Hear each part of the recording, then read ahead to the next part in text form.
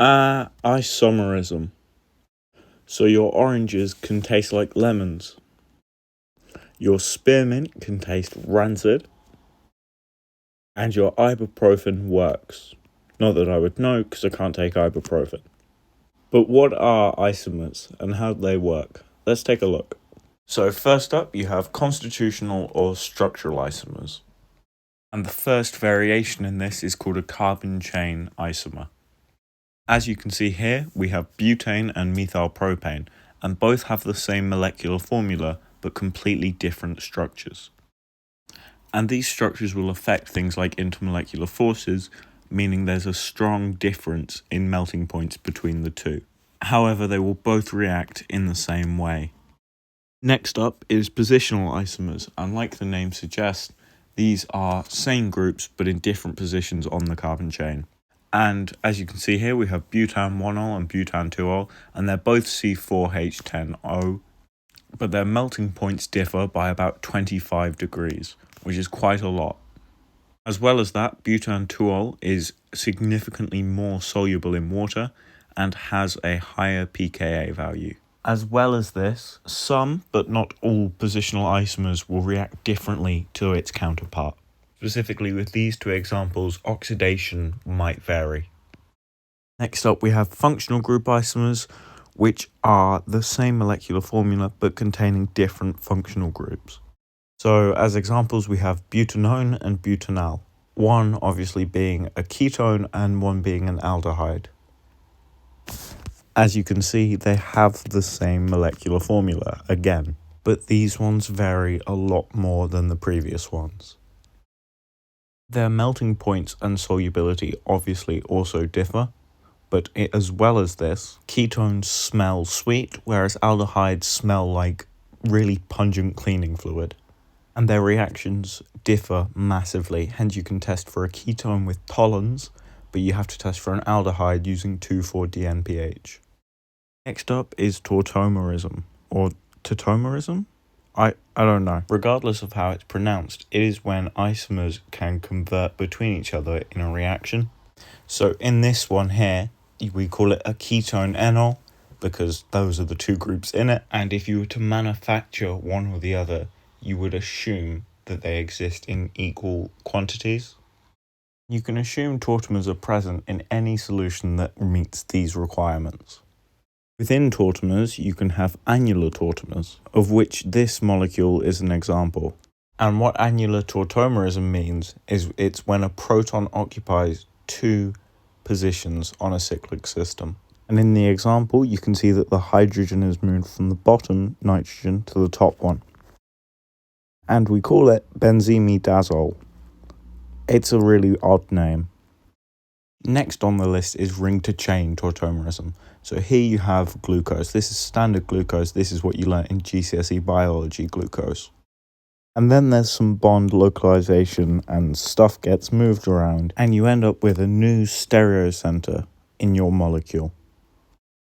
All of your atoms wrap around this point and you end up with 4-an, which is a pentose sugar. Another good example of tautomerism is any amino acid. If you move some stuff around again, you get a zwitterionic compound, which is when a molecule contains two oppositely charged functional groups. Then there's prototropy, which is the movement of a proton to create tautomers, as you can see here. These tend to exist solely to stabilize a molecule.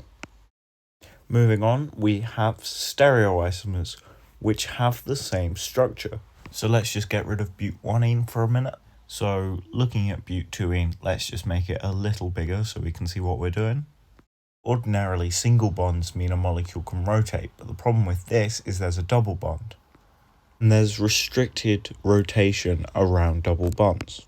And what that means is that this molecule and this molecule are completely different things. So we classify them as Z for the same side and E if they're on opposite sides. Now their melting points do differ, but also Z-but-2-ene is more polar because it has two groups facing in the same direction. And you can also call them cis and trans, obviously being the same or opposite, but you can't always do that, and we'll get onto that later. What if the groups on either side aren't the same? Well, this is the Carnin-Gold-Prelog rules. They say that you assign priority according to atomic mass. The higher the atomic mass, the higher the priority. So on this molecule here, even though the two methyl groups are on opposite sides, the bromine and the methyl group are on the same side, and so for that reason it's Z. However, it is not cis because it does not contain two hydrogens on opposite sides. Next up is the weird stuff. This is conformation or isomerism. So if you were to look at this molecule from the side, you would see something like this. A Mercedes logo with some extra lines attached. There are 6 molecules equally spaced around a circle, so each angle of separation is 60 degrees, and we call this staggered. And this is what it looks like in 3D, just in case my artwork isn't good enough for you. Then you have this, which is not the same molecule at all. These have 0 degrees of separation between the two hydrogen molecules. So we call it eclipsed, and this is what it looks like in 3D. But Skunky, didn't you say earlier that molecules can rotate completely? Which, yes I did. Thank you so much for paying attention.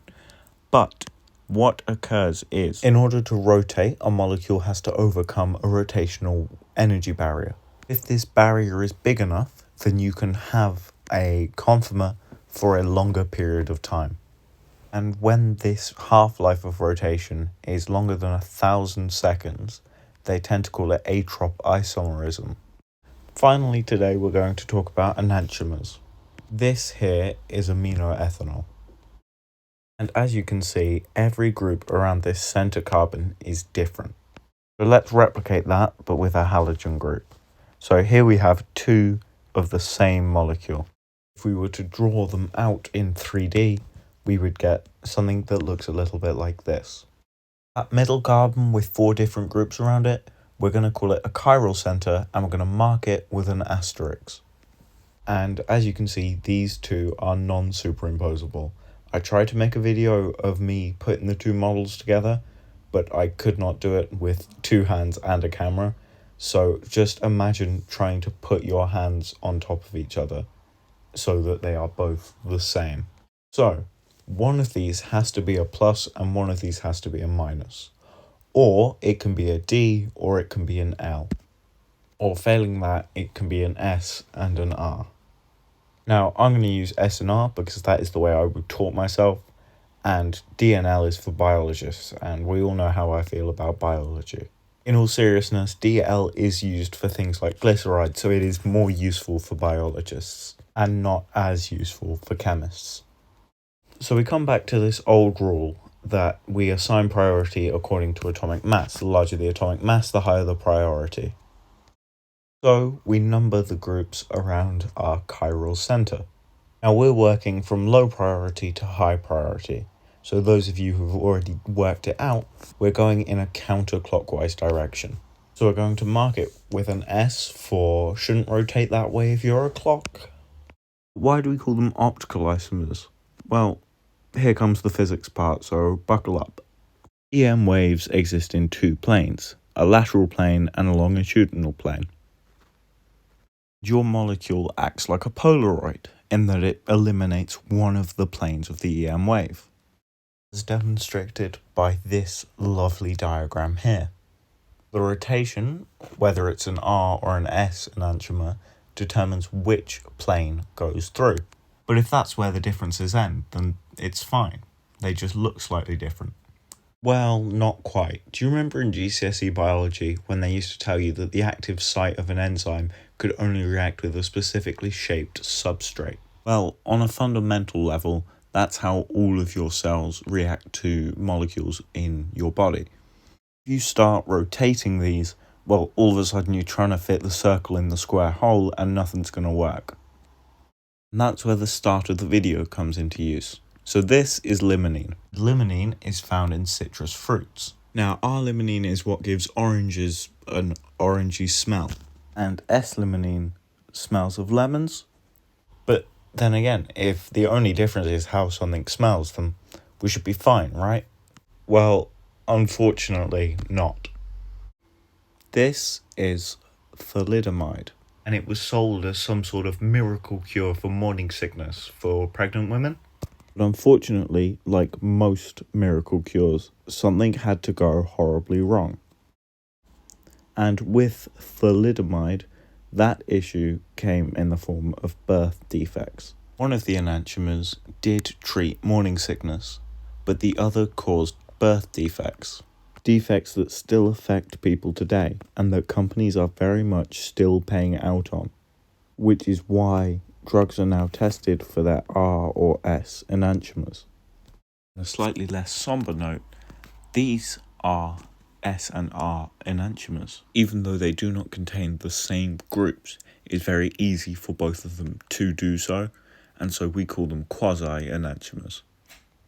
So that's going to be it for today, guys. I really hope you enjoyed. Thank you so much for joining me. Please like and subscribe, and feel free to join me next week when we'll be answering some Oxford/Cambridge interview questions. Bye.